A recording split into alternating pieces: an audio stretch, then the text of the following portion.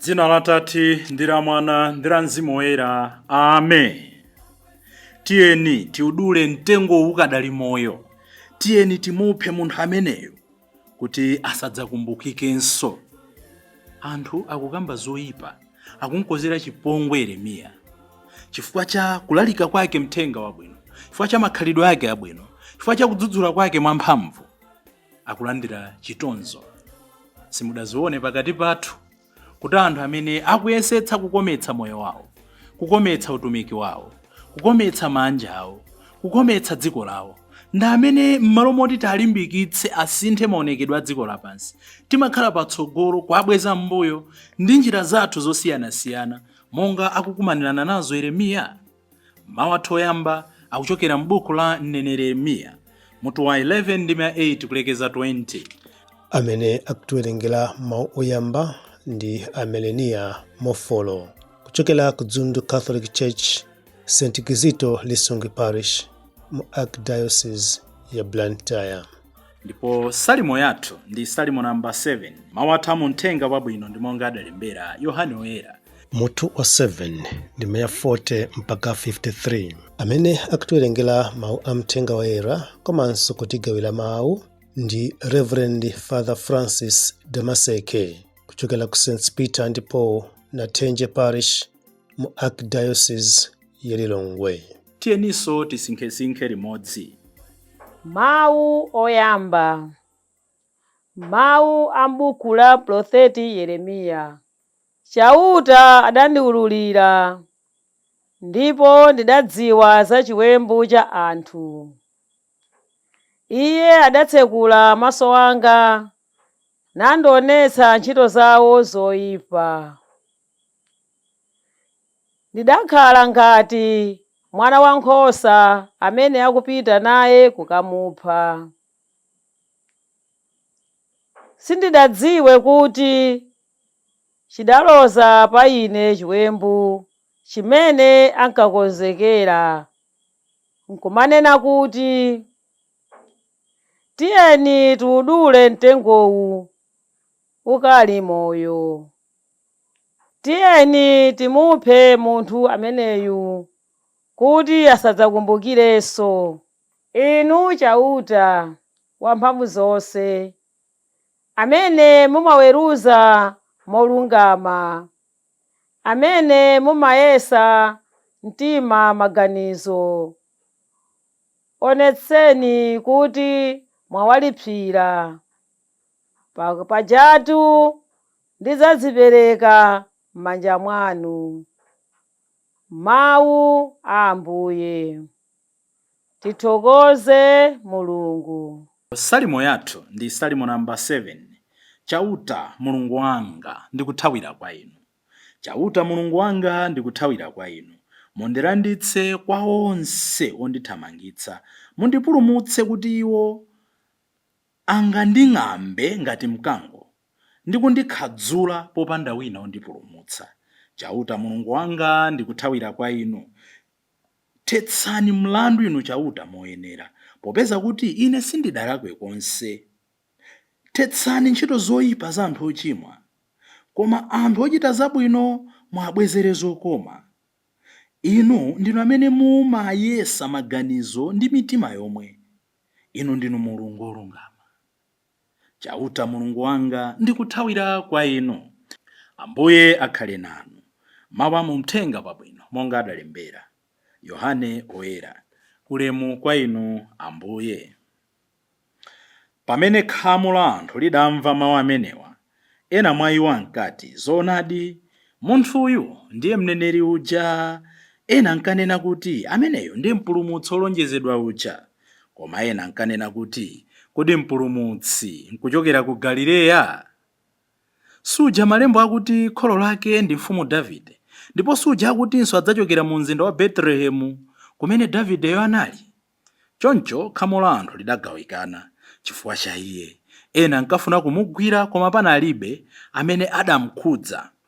Asilikali aku nyumba ya Mulungu aja adabwera kwa akulu ansembe ndi kwa Afarisi aja.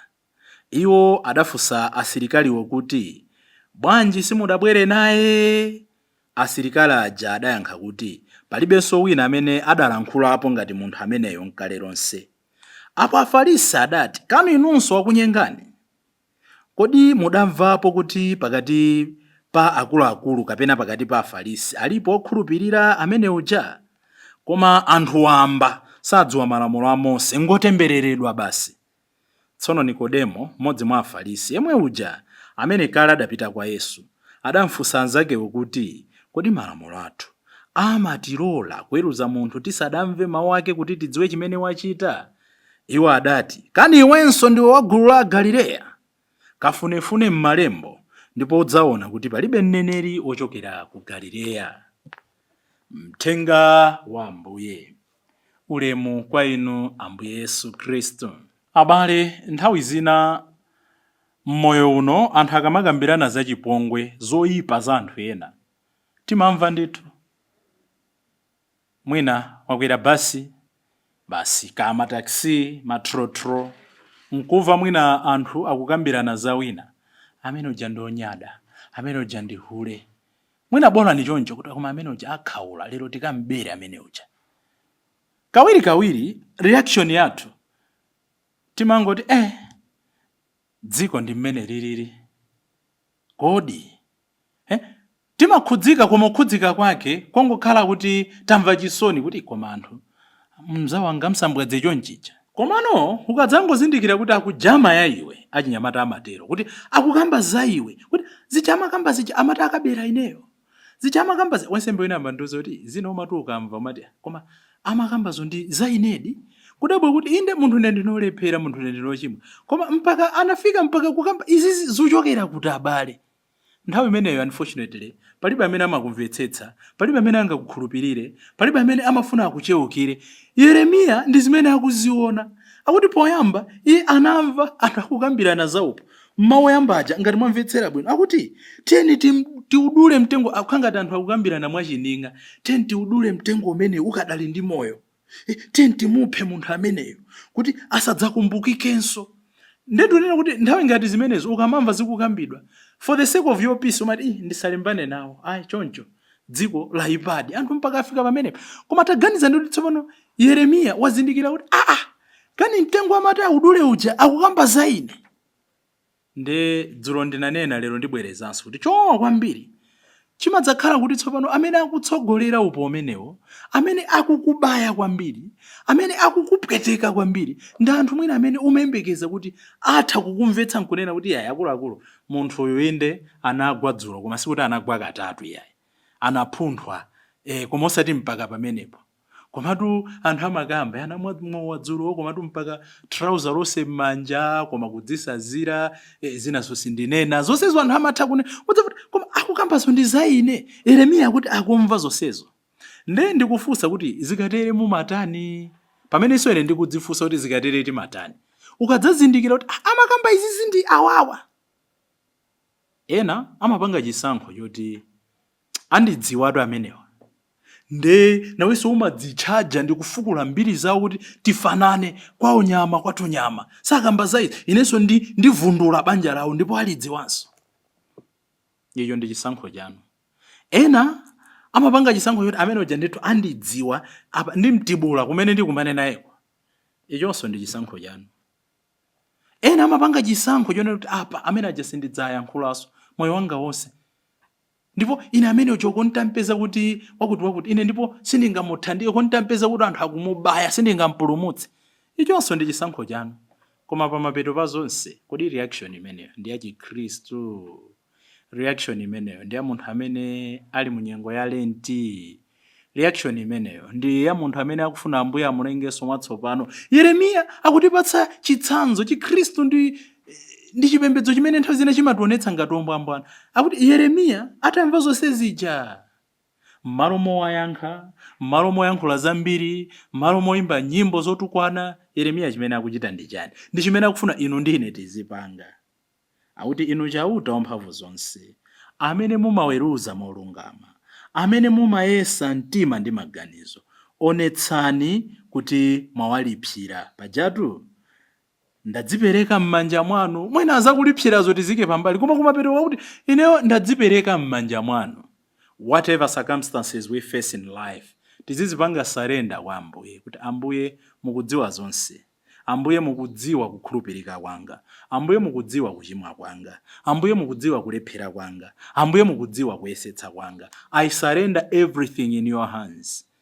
Yankho mwina silingabwere tsiku lomwero, yankho mwina silingabwere mwezi omwewo, koma believe you me, anthu amene amapanga surrender zinthu zawo m'manja mwa Chauta, ndaja nkhani zikayendayenda zimadzapeza.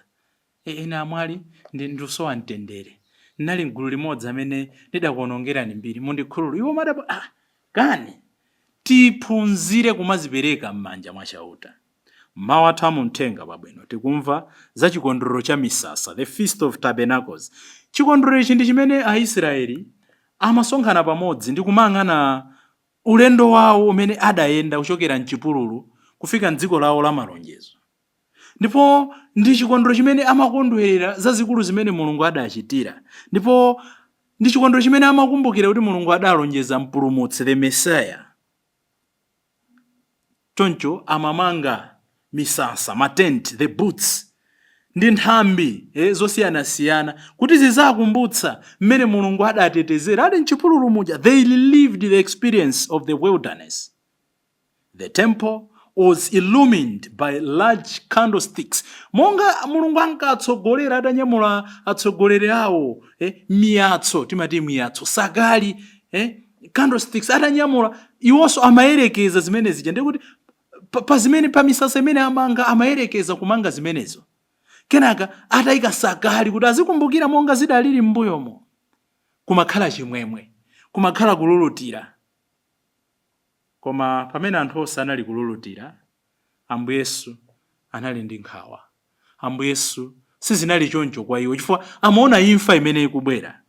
Muthenga wathu wa tsiku la lero, Ambuye Yesu lero pamene anthu ali kuchikondwerero akupanga create confusion among the Jews and elders.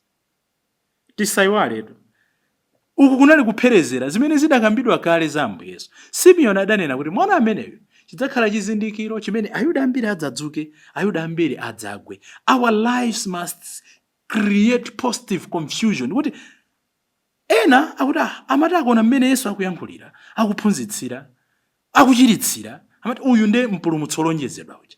Ena kuti ayi kodi mpulumutsi ino angachokere kudowa, kodi mpulumutsi angachokere kukasungu, kodi mpulumutsi angachokere kuthyolo, kodi ino mpulumutsi angachokere kumzokoto, kodi mpulumutsi angachokere kuchiwavi. So panali confusion imene ichayo. Moyo wathu uzikhala chizindikiro choti anthu ambiri adzuke, komanso ena agwe. Iwe kupatsa kumeneko amene amadalira chani? Ena they think kuti mmachita ntchito za chifundo chifukwa muli ndi mgodi pamene mmatapa. So much so that ena amakupanga na abuse.